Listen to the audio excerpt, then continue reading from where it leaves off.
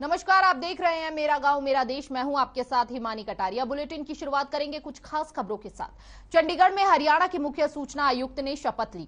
इस शपथ समारोह में सीएम मनोहर लाल भी मौजूद रहे। साथ ही साथ आपको बता दें कि सीएम की अध्यक्षता में विजय वर्धन को हरियाणा की नई जिम्मेदारी सौंपी गई है। यह भी बता दें कि सीएम मनोहर लाल की अध्यक्षता में विजय वर्धन ने हरियाणा के मुख्य सूचना आयुक्त के पद पर शपथ ली है, जबकि रिटायर्ड IAS SS फुलिया ने सूचना आयुक्त के पद की शपथ ग्रहण की है। नई जिम्मेवारी दिए जाने पर विजय वर्धन ने सीएम का धन्यवाद करते हुए कहा कि RTI का मकसद सरकार के काम में पारदर्शिता लाना है। इसके साथ ही उन्होंने कहा कि हमारा प्रयास रहेगा कि हम लोगों की उम्मीदों पर खरा उतरे।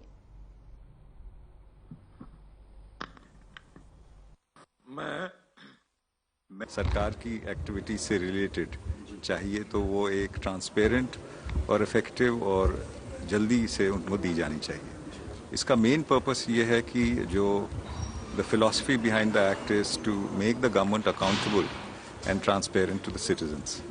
तो मेरा ध्येय और मेरा ऑब्जेक्टिव यही रहेगा कि without adversely affecting the functioning of the government we sensitize all the government servants that not only should they share the information with the information seeker, but also strive internally to work in a manner which is. और चंडीगढ़ में jail मंत्री रणजीत सिंह चौटाला और कृषि मंत्री JP दलाल की अध्यक्षता में high power purchase committee की बैठक हुई, जिसके बाद कृषि मंत्री जेपी दलाल बयान देते हुए उन्होंने कहा कि कांग्रेस की ओर से महंगाई के खिलाफ प्रदर्शन भर में विरोध प्रदर्शन करने पर कसा तंज है उन्होंने, और कहा है कि कांग्रेस लोगों का ध्यान हटाना चाहती है ताकि कांग्रेस के अंदर की जो फूट है उससे लोगों का ध्यान भटकाया जा सके। 5 राज्यों के चुनावों के नतीजे जो सामने आए हैं उससे जग जाहिर है कि धरातल पर कांग्रेस का कोई भी आधार नहीं रहा है। आपसी फूट है, G23 है और राष्ट्रीय स्तर पर उसमें फूट पड़ने का डर है। तो उन्होंने इनको निर्देश दिया है कि प्रदेश स्तरीय नेता जो है इस तरह के कार्यक्रम कर लें ताकि जनता का ध्यान भंग हो जाए। लेकिन ये 5 राज्यों के जो चुनाव के रिजल्ट आए हैं इससे साफ हो चुका है कि कांग्रेस धरातल पे नहीं है, कांग्रेस लोगों के मन में नहीं है। कांग्रेस हवाई राजनीति करती है और कांग्रेस को अपनी नीतियां बदलनी पड़ेगी, जनता का आशीर्वाद लेना पड़ेगा। इस तरह के जो कर रहे हैं भ्रम फैलाने वाले काम, उससे कोई फायदा नहीं होगा। तो वहीं जेपी दलाल के बयान के बाद बिजली और जेल मंत्री रणजीत सिंह चौटाला ने बयान दिया। उन्होंने कहा कि गांवों में जो LED बल्ब और लाइट लगाई जा रही हैं उसकी खरीद पर मंजूरी मिली है। लगभग 5 करोड़ की खरीद को मंजूरी मिली है। साथ ही उन्होंने कहा कि गर्मियों में बिजली खपत को लेकर विभाग पूरी तरह से तैयार है। 400 मेगावाट बिजली हमें दिल्ली से मिलने जा रही है। इसके अलावा उन्होंने बंदियों को दी जाने वाली फरलों में बदलाव पर कहा कि हमने फरलो देने पर काफी मेहनत की है, काम किया है। पहले हर बार वेरिफिकेशन करनी पड़ती थी, जिनके नाम पर जमीन या घर होता था सिर्फ उन्हें ही फरलो दी जाती थी, लेकिन अब ऐसा नहीं होगा। अब फरलो 6 हफ्तों की बजाय 10 हफ्तों में मिल जाएगी। तो यह है कि एक तो पावर कंजम्पशन कम है, LED बल्ब उससे दूसरे से बहुत कम पावर खाता है। बाकी गांव में बहुत डिमांड थी कि उसकी लाइट चाहिए, तो हम भी चाह रहे हैं कि जितना पावर बचाया जाए उतना इससे करें। लोग इस पे आ रहे हैं, अब इसी करके ये लिया था। सर, अभी गर्मियों का सीजन शुरू हुआ है और आगे सभी नई फसलों का बिजाई का सीजन शुरू होना है, तो हमारे पास देखिए ये महीना और अप्रैल ज्यादा दिक्कत नहीं होती। अभी जब दिक्कत आती है तब जब सारे खेतों में जब चल पड़ता है, ट्यूबवेल चलने लगते हैं, मई में जब पूरे AC ऑन हो जाते हैं तब ज्यादा गर्मी आती है। अभी हमारा मैक्सिमम जो कंजम्पशन थी कल 400 मेगावाट कम था। आज हमारा दिल्ली में हो जाएगा अरेंजमेंट, मेरे ख्याल में आज रात से नहीं कल से हमें 400 मेगावाट दिल्ली से मिल गई। तो हमारे और परसों तक शायद लगता है कि हमारा थर्मल भी जो यहाँ है हमारे दोनों थर्मल चल रहे हैं, पूरी फुल यूनिट चल रही है, पानीपत भी और वो भी। उसमें एक कंपोनेंट लगना है, वो हमारा पहुंच नहीं रहा, शायद कल आ जाए या मंडे आ जाएगा। तो उसके बाद 700 मेगावाट 650 मेगावाट हमारी खेदर से भी हो जाएगी। तो ये अप्रैल और ये हमारा जो रहेगा ये टोटल आप मान के चलो कि कोई 6500 मेगावाट का। और बीजेपी के प्रदेश अध्यक्ष ओपी धनखड़ बादली पहुंचे, जहां उन्होंने राज्य स्तरीय फुटबॉल प्रतियोगिता का बतौर मुख्य अतिथि शुभारंभ किया और हरियाणा फुटबॉल एसोसिएशन को प्रतियोगिता आयोजित करने पर बधाई दी। इसके साथ ही खिलाड़ियों के उज्जवल भविष्य की कामना करते हुए उन्हें शुभकामनाएं दी। धनखड़ ने कहा कि यूरोप के देश स्पेन के शहर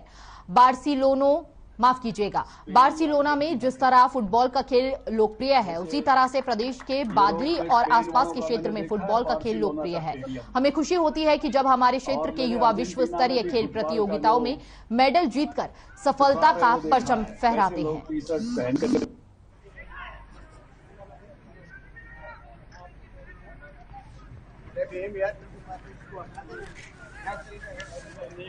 कहूँगा कि आगे है, आप इसको मेरे हल्के का एसोसिएशन ने जो यहाँ पर भाई सूरजपाल अम्मू जी, उसके साथ परमजीत जो हमारे यहाँ के अध्यक्ष हैं, सेक्रेटरी अशोक, इन सब ने जो बादली को चुना, इनको भी बहुत बहुत बधाई देता हूँ। सभी खिलाड़ियों को मेरी बहुत बहुत बधाई है कि वो बहुत खेल भावना के साथ खेलें। खेल भावना की दो चीज़ें मुझे बेहद पसंद आती है, इसलिए मैं बार बार दोहराता हूँ। और पहली बात यह है कि खेल में व्यक्ति टीम के साथ खेलना सीखता है। जिसको टीम के साथ काम करना आ जाता है, उसकी सफलता बहुत ऊंचे तक। पेट्रोल डीजल के दाम हफ्ते में तीसरी बार बढ़ाए गए हैं। शुक्रवार को तेल कंपनियों ने एक दिन की राहत के बाद पेट्रोल की कीमत 80 पैसे और डीजल की कीमत 80 पैसे बढ़ा दी है। नई नई दरें आज से ही लागू हो गई हैं। अब दिल्ली में पेट्रोल 97 रुपए 81 पैसे प्रति लीटर और डीजल 89 रुपए 7 पैसे प्रति लीटर मिल रहा है। पूरे देश में मंगलवार और बुधवार को लगातार 2 दिन पेट्रोल और डीजल के भाव बढ़ाए गए हैं। मंगलवार को डीजल पेट्रोल के दामों में 80 पैसे प्रति लीटर की बढ़ोतरी की गई थी। वहीं बुधवार को दिल्ली में पेट्रोल और डीजल के दाम 80 पैसे और मुंबई में 85 पैसे बढ़े थे। गुरुवार को पेट्रोल डीजल के दाम नहीं बढ़े थे, लेकिन सीएनजी और पीएनजी की कीमतों में इजाफा किया गया था। दिल्ली में सीएनजी के दाम 50 पैसे प्रति किलो और पीएनजी के दाम 1 रुपए प्रति किलो बढ़ाए गए थे। तेल कंपनियों ने मंगलवार को घरेलू गैस सिलेंडर की कीमत में भी 50 रुपए का इजाफा किया था। दामों में बढ़ोतरी के बाद बिहार, मध्य प्रदेश, झारखंड, उत्तर प्रदेश और छत्तीसगढ़ में 14.2 किलो का बिना सब्सिडी वाला सिलेंडर 1000 रुपए के ऊपर पहुंच गया था।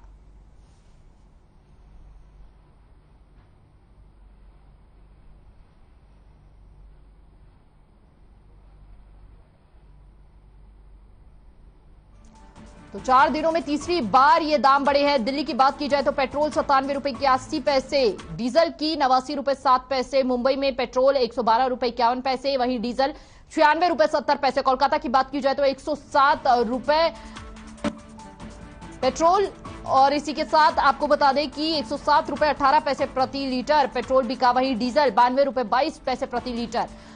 और साथ ही अगर चेन्नई की बात की जाए तो चेन्नई में पेट्रोल के दाम 103 रुपए 67 पैसे रहे, वहीं डीजल के दाम 93 रुपए 71 पैसे प्रति लीटर रहे। तो यह अलग अलग दाम रहे हैं। 4 दिनों में तीसरी बार यह दाम बढ़े हैं। आपको बता रहे हैं ग्राफिक्स के जरिए, जहां पर 80-80 पैसे महंगा हुआ है पेट्रोल डीजल, और ऐसे में 80-80 पैसे की बढ़त के साथ यह दाम अलग अलग राज्यों से आपको बता रहे हैं। दिल्ली, मुंबई, कोलकाता और चेन्नई की ये दाम हैं अलग अलग राज्यों से। 80-80 पैसे की बढ़त के बाद अब पेट्रोल और डीजल की कीमत जो है वह ये पहुंची है। तो 4 दिनों में तीसरी बार ये दाम बढ़े हैं। लगातार महंगाई चरम पर पहुंचती नजर आ रही है। चुनावों के बाद एक बार फिर से जिस तरह से पेट्रोल और डीजल के दामों में बढ़त देखी जा रही है, ऐसे में लगातार विपक्ष भी मौजूदा सरकार को घेरता हुआ नजर आ रहा है। और ऐसे में आपको बता दें कि लगातार पेट्रोल और डीजल के दामों में बढ़त से आम आदमी की जेब पर खासा असर पड़ रहा है। न केवल पेट्रोल डीजल के दाम में बढ़ोतरी देखी गई है, बल्कि रसोई गैस सिलेंडर्स में भी बढ़त लगातार बढ़ती हुई नजर आ रही है और सीएनजी, पीएनजी के दाम में भी बढ़त होती हुई नजर आ रही है। लगातार पेट्रोल डीजल के दामों के साथ तमाम चीजों पर भी महंगाई जो है वह अपनी मोहर लगाती हुई नजर आ रही है। और ऐसे में अब इस महंगाई पर अंकुश कब तक लग पाएगा, यह देखने वाली बात रहेगी। सीएनजी और पीएनजी की कीमतों में इजाफा किया गया था। दिल्ली में सीएनजी के दाम जो है वह 50 प्रति किलो और पीएनजी के दाम 1 रुपए प्रति किलो बढ़ाए गए थे। तेल कंपनियों ने मंगलवार को घरेलू गैस सिलेंडर की कीमत में भी 50 रुपए का इजाफा किया था। दामों में बढ़ोतरी के बाद बिहार, मध्य प्रदेश, झारखंड, उत्तर प्रदेश और छत्तीसगढ़ में 14.2 किलो का बिना सब्सिडी वाला सिलेंडर 1000 रुपए के ऊपर पहुंच गया था। तो लंबे समय से वैसे ही कोरोना काल के चलते बड़े से बड़ा व्यवसाय, छोटे से छोटा व्यवसाय आर्थिक तंगी से जूझ रहा था और इस बीच ये महंगाई दोहरी मार बनकर पड़ रही है लोगों पर। तो चलिए, 5 राज्यों में चुनाव खत्म होने के बाद एक बार फिर से जनता को महंगाई की मार झेलनी पड़ रही है। ऐसे में कांग्रेस ने बीजेपी सरकार को घेरना भी शुरू कर दिया है, जिसे लेकर कांग्रेस ने प्रदेश के कई जिलों में प्रदर्शन किया महंगाई को लेकर। और साथ ही कुछ तस्वीरों को हम आपको दिखाएंगे जहां कांग्रेस ने प्रदर्शन किया है सरकार के खिलाफ और सरकार के खिलाफ हल्ला बोला है। तो तस्वीर कुरुक्षेत्र की है, पहली तस्वीर। दूसरी तस्वीर रेवाड़ी की है, वहीं तीसरी तस्वीर यमुनानगर की है। तो कांग्रेस का महंगाई पर यह प्रदर्शन लगातार हम देख रहे हैं अलग अलग जगहों से। तो ये पहली तस्वीर कुरुक्षेत्र से देख रहे हैं, जहां पर मौजूदा सरकार के खिलाफ जमकर नारेबाजी भी की गई। इस बीच वहीं दूसरी तस्वीर रेवाड़ी से सामने आ रही है। महंगाई को लेकर लगातार कांग्रेस कार्यकर्ता जो है बीजेपी को कहीं ना कहीं घेरते हुए नजर आए। और इससे पहले भी तमाम बयान जो है वह कांग्रेस के नेता दे चुके हैं बीजेपी के खिलाफ। और ऐसे में यमुनानगर से जो तस्वीर सामने आ रही है, वहां पर महिलाएं जो है, महिलाएं भी मौजूद हैं, महिलाएं भी इस प्रदर्शन में शामिल है, जहां पर वह कह रही हैं कि लगातार इस महंगाई से घर चलाने में काफी दिक्कतें आ रही हैं। तो ये अलग अलग जगहों से हमने आपको तस्वीरें दिखाई, जहां पर लगातार मौजूदा सरकार जिस तरह से महंगाई पर लगाम लगाने में कहीं ना कहीं नाकामयाब साबित हो रही है, उसे देखते हुए विपक्ष हल्ला बोलता हुआ नजर आ रहा है। पहली तस्वीर कुरुक्षेत्र, दूसरी रेवाड़ी और तीसरी यमुनानगर की है। कांग्रेस का महंगाई के खिलाफ यह प्रदर्शन हो रहा है और अलग अलग जगहों पर यह प्रदर्शन किया जा रहा है। लगातार यही कहना है कि बीजेपी कहीं ना कहीं असफल साबित हुई है महंगाई पर अंकुश लगाने के लिए। साथ ही साथ कांग्रेस के तमाम नेताओं का यह भी आरोप रहा है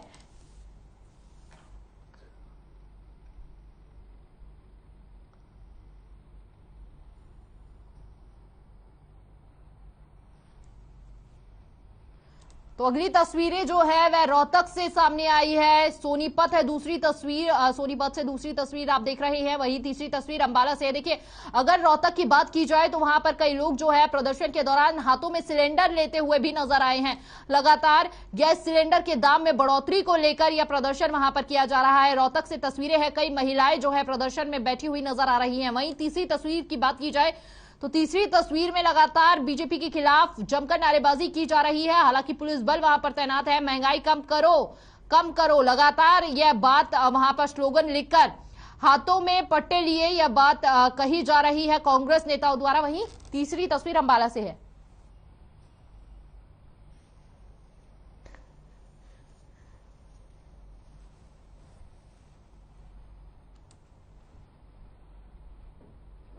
तो वहीं प्रदर्शन कर रहे कांग्रेस नेताओं ने सरकार पर से कहा और साथ ही साथ कुछ आरोप लगाए हैं कि वो भी आपको सुनवाते हैं। प्रदर्शन हो रहा है एआईसीसी की इंस्ट्रक्शन के मुताबिक। आज जो पेट्रोल की कीमतें बढ़ी हैं, डीजल की कीमतें बढ़ी हैं और गैस सिलेंडर की कीमत बढ़ी है। प्रत्येक जनमानस के ऊपर एक साधारण आदमी को बहुत बड़ा बोझ है और एक घर का खर्चा और घर की रसोई चलानी मुश्किल हो गई है। 450 रुपये का सिलेंडर था तो इन्होंने सिलेंडर और सब्जियां लेके सब कुछ ये बहुत बड़ा प्रदर्शन किया। आज ये सभी के शांत हैं, चाहे उसमें स्मृति ईरानी थी, चाहे औरतें, चाहे लेखी थी, चाहे और अधिकारी और बड़े बड़े नेता थे, उन सब ने। और आज प्रति 10 दिन बाद 80 पैसे बढ़ के 100 रुपये का आंकड़ा पार हो गया है। 5 राज्यों के चुनाव संपन्न हुए। इन्होंने अपना दोगला चेहरा, जो सांपनाथ और नागनाथ इनको कहा जाता था, सही मायने में इन्होंने वो चरितार्थ किया। और उसके तुरंत बाद इन्होंने डीजल के दाम, पेट्रोल के दाम, गैस के दाम LPG, PNG सब के दाम बढ़ाने का काम किया, जिसका हम कड़े शब्दों में इनकी निंदा करते हैं। आज हमारी महिला की प्रदेश अध्यक्षा भी यहाँ पहुंची हैं, आदरणीय सुधा भारद्वाज जी, हमारे चौधरी जगबीर मलिक विधायक जी गोहाना से पहुंचे हैं, इंदुराज नरवाल जी बड़ौदा से विधायक पहुंचे हैं, और सभी सम्मानित कांग्रेस जन और महिला नेत्री यहाँ इस रोष प्रदर्शन में भाग लिया। और निश्चित रूप से आज हम अल्टीमेटम इनको देके जा रहे हैं कि तुरंत प्रभाव से ये गैस के और डीजल पेट्रोल के दाम वापस लिए जाएं, नहीं तो हम हाईकमान के आदेशानुसार इस हरियाणा के अंदर चक्का जाम करने का काम करेंगे।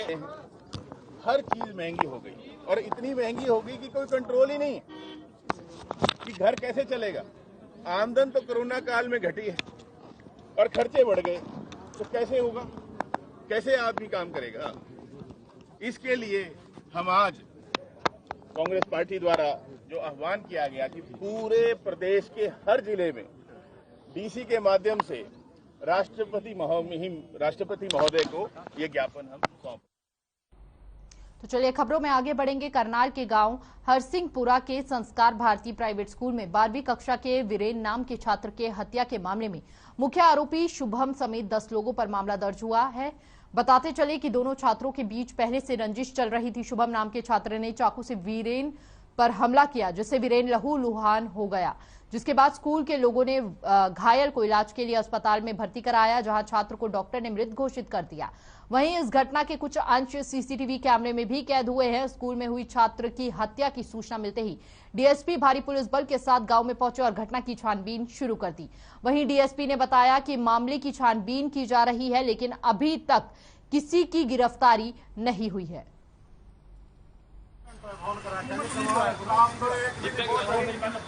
सर, मेरा नाम अशोक कुमार है और मैं बतौर यहाँ पे जो प्रिंसिपल के पद पर हूँ। सर, मैं आज की घटना सर आज 24/3/2022 की आज मॉर्निंग में जैसे बच्चों के प्रैक्टिकल के लिए जो है जैसे टीचर आए अटेंडेंस के बाद मैं 2 मिनट का इंस्ट्रक्शन दे रहा था टीचर्स को अबाउट प्रैक्टिकल, तो तभी जो है बच्चा शुभम सन ऑफ श्री विजेंदर उसने जो है वीरेन को जो है किसी धारदार हम चाकू से या किसी चीज़ से जो है इस पर हमला किया और बच्चा लहूलुहान होकर वहीं पर गिर पड़ा। जैसे बच्चे मेरे पास में ऑफिस में आए बताने के लिए, मैं तुरंत उठते ही जो है बच्चे के पास में गया, तो तब तक वो बच्चा जो है बाहर कॉरिडोर।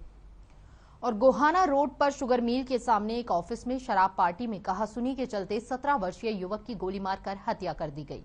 सूचना मिलते ही मॉडल टाउन थाना पुलिस मौके पर पहुंची और कार्रवाई शुरू की। मृतक के पिता ने गोली मारने वाले आरोपी के साथ साथ बेटे के एक दोस्त पर भी हत्या की साजिश में शामिल होने का शक जताया है।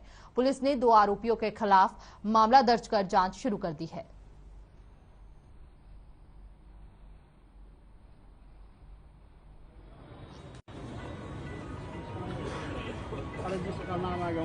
ये शादी से आ रहा था, आगे का पता नहीं क्या बात हुई उनकी। वो ऑफिस में दारू पी रहे थे वे, उनका पता नहीं। वो दारू पी रहा वो कहने लगा भाई तू बड़ा बड़ा बदमाश बन रहा है, उसने उसे गोली मार दी, बस यही बात। देखिए, देर रात हमें सूचना मिली है एक जवान लड़के को गोली मारकर हत्या कर दी है गोहाना रोड पे शुगर मिल के सामने।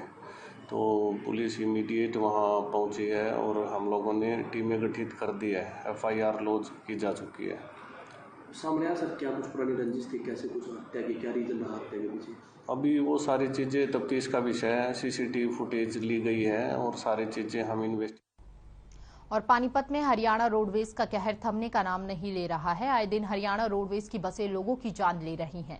ताजा मामला उगराखेड़ी मोड़ के पास का है, जहां ड्यूटी पर जा रहे लेक्चरर प्रवीण को तेज रफ्तार रोडवेज ने कुचल दिया। मृतक के परिजनों का कहना है कि बस ने ओवरटेक करते हुए स्कूटी पर टक्कर मार दी, जिसके बाद प्रवीण बस के अगले पहिए के नीचे आ गया और उसकी मौके पर ही मौत हो गई। वहीं घटना को अंजाम देकर बस चालक मौके से फरार हो गया। सूचना के बाद मौके पर पहुंची पुलिस ने शव को पोस्टमार्टम करवाकर परिजनों को सौंप दिया है और जांच शुरू कर दी है।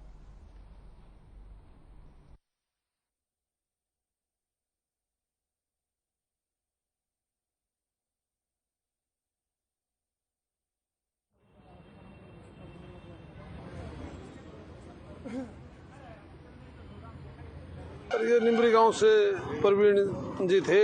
ये नरेला में अपनी ड्यूटी के लिए निकले, घर से निकले थे और ये नरेला में सरकारी विद्यालय में लेक्चरर के पद पर कार्यरत थे। तो ये गांव से निकले उगराखेड़ी मोड़ के पास हरियाणा रोडवेज की जो बस थी पानीपत डिपो की, तो हरिद्वार बतारे जा रही थी, तो उसने इनको टक्कर मार दी और इनका जो ना सिर टायर के नीचे आने से इनकी मौके पे मृत्यु हो गई। ये अपना DSSB स्कूल दिल्ली बोर्ड में लेक्चरर लगे हुए थे और सवेरे 5:30 बजे घर से निकले थे अपनी स्कूटी पे। तो हस्बैंड वाइफ साथ में जाते थे, लेकिन आज ये अकेले निकले थे। तो हरिद्वार से जो सवेरे पहली रोडवेज बस निकलती है, ये बिल्कुल अपनी सही दिशा में जा रहे थे, लेकिन उसने ओवरटेक करते टाइम इनको सीधा अपना टायर के नीचे दे दिया, जिसकी वजह से मौके पर इनकी मौत होगी।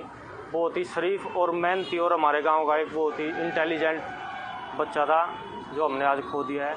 और आज पूरे परिवार को और पूरे गांव को इसका दुख है। आप यहाँ देख सकते हैं हर परिवार से कोई ना कोई और बहादुरगढ़ के टांडाहेड़ी गांव में उस वक्त सनसनी मच गई जब एक युवक और युवती का शव अधजली अवस्था में सड़क किनारे एक खेत की झाड़ियों में पड़ा मिला। घटना की सूचना मिलते ही मौके पर पुलिस पहुंची, मामले की जांच में जुट गई है।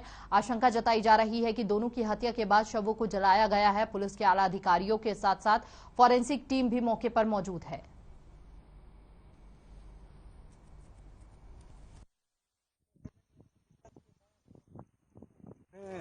गांव के कुछ लोगों ने रिपोर्ट किया था कि जो यहाँ पे सरकंडे हैं, इन सरकंडे के अंदर डेड बॉडीज कुछ है, जली हुई कंकाल पड़ा है। पुलिस ने जब मौके पे आकर देखा तो इसमें 2 अलग अलग कंकाल प्राप्त हुए हैं, जिनमें से देख के लगता है कि करीब ये घटना 10-12 दिन से पहले की है। और 2 बॉडी जिसमें कि प्राइमरी तौर पे अभी पता चल रहा है कि एक तो शायद फीमेल बॉडी है और एक मेल बॉडी है। और जो मौके की जो कार्रवाई है उसके हिसाब से लगता है कि इनको पहले से कहीं मार के यहाँ पे लाके जलाया गया है। जलाने के दौरान जो अलग अलग बोतलों में सामान कौन सा यूज़ हुआ है इसके बारे में फॉरेंसिक एनालिसिस चल रहा है।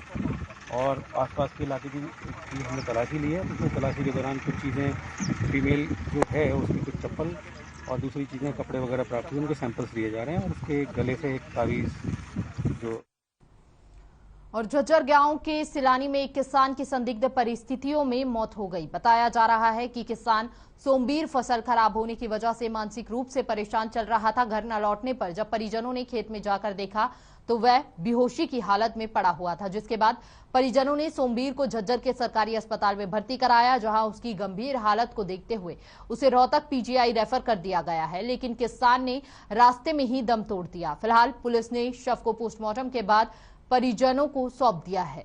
मामले की जांच शुरू कर दी गई है।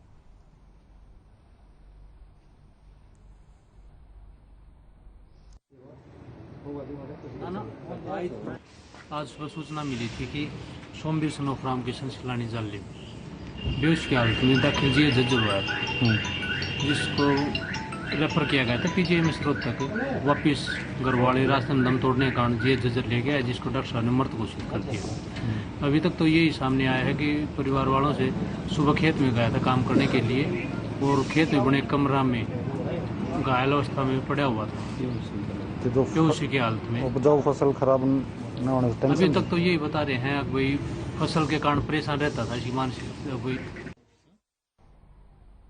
तो किसान की संदिग्ध परिस्थितियों में मौत हुई है और ऐसे में पुलिस पूरे मामले की तहकीकात में जुटी हुई है। हर एंगल से इस मामले की जांच कर रही है।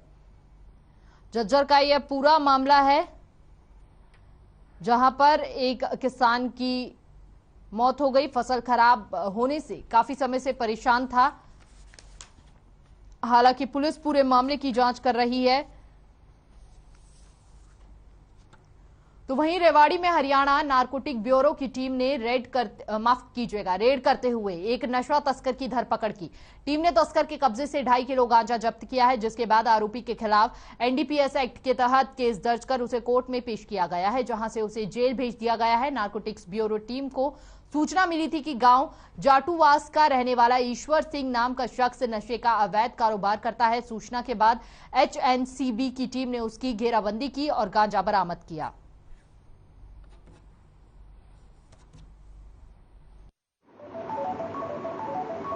हमारे आदरणीय श्री कांत जाधव जी, जो अतिरिक्त महानिदेशक नारकोटिक ब्यूरो के चीफ हैं, उनके नेतृत्व में हमारी टीम काम कर रही है जो हमें गुप्त सूचना मिली थी, उसके आधार पर ईश्वर सिंह सन्नोप सुल्तान सिंह गांव जाटूवास को 2 किलो 400 ग्राम गांजा।